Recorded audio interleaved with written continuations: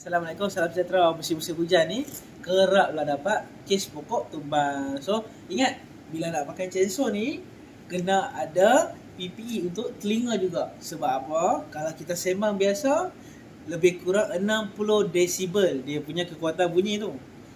Kalau kata yang elok untuk telinga bawah 85 desibel. 85 desibel saja. Tapi bila kita menggunakan chainsaw, bila kita start engine, dia boleh pi 110 hingga 115 desibel. So, untuk penggunaan yang panjang, kita nak potong pokok ni bukan sat, kadang setengah jam, kadang 1 jam, kadang 2 jam.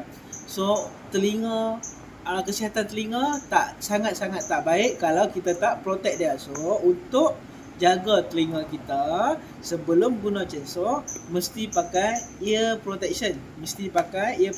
Okey, tutup telinga kita ni untuk mengurangkan bunyi bising tadi. So kiri dan kanan. Okey, bila dah ready, jom kita potong pokok. Okey, terima kasih kerana menonton.